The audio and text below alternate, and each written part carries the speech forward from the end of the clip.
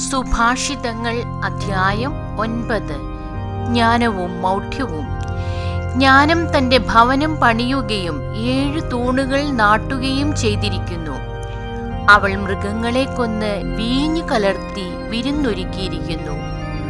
നഗരത്തിലെ ഏറ്റവും ഉയർന്ന ഇടങ്ങളിൽ നിന്ന് ഇങ്ങനെ വിളിച്ചറിയിക്കാൻ അവൾ പരിചാരികമാരെ അയച്ചിരിക്കുന്നു. അല്പബുദ്ധികളെ, ഇങ്ങോട്ട് വരുവിൻ. ബുദ്ധിശൂന്യനോട് അവൾ പറയുന്നു, വന്ന് എന്റെ അപ്പം ഭക്ഷിക്കുകയും ഞാൻ കലർത്തിയ വീഞ്ഞ് കുടിക്കുകയും ചെയ്യുവിൻ.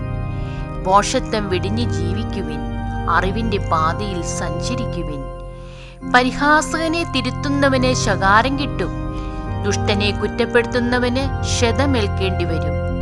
പരിഹാസകനെ കുറ്റപ്പെടുത്തരുത്, അവൻ നിന്നെ വെറുക്കും. വിവേകിയെ കുറ്റപ്പെടുത്തുക, അവൻ നിന്നെ സ്നേഹിക്കും. വിവേകിയെ പ്രബോധിപ്പിക്കുക, അവൻ കൂടുതൽ വിവേകിയായി തീരും. നീതിമാനെ പഠിപ്പിക്കുക, അവൻ കൂടുതൽ ജ്ഞാനിയാകും. ദൈവഭക്തിയാണ് ജ്ഞാനത്തിന്റെ ഉറവിടം.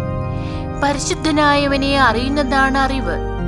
ഞാൻ നിമിത്തം നിന്റെ ദിനങ്ങൾ പെരുകും, നിന്റെ ആയുസ്സിനോട് കൂടുതൽ സംവത്സരങ്ങൾ ചേരും. നീ വിവേകിയെങ്കിൽ പ്രയോജനം നിനക്ക് തന്നെ, നീ പരിഹസിച്ചാൽ അത് നീ തന്നെ ഏൽക്കേണ്ടി വരും. ഭോഷത്വം വായാടിയാണ്, അവൾ ദുർവൃത്തിയും നിർലജ്ജയും അത്രേ. അവൾ വാതിൽക്കൽ ഇരിപ്പുറപ്പിക്കുന്നു, നഗരത്തിലെ ഉയർന്ന സ്ഥലങ്ങൾ തന്റെ ഇരിപ്പിടമാക്കുന്നു.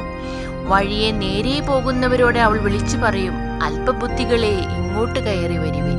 ബുദ്ധിശൂന്യനോട് അവൾ പറയുന്നു, മോഷ്ടിച്ച ജലം മധുരവും രഹസ്യത്തിൽ തിന്ന അപ്പം രുചികരവുമാണ്.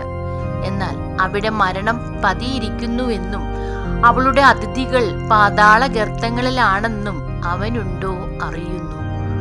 ദൈവമേ, സ്തുതി അങ്ങേക്ക് യോഗ്യമാകുന്നു.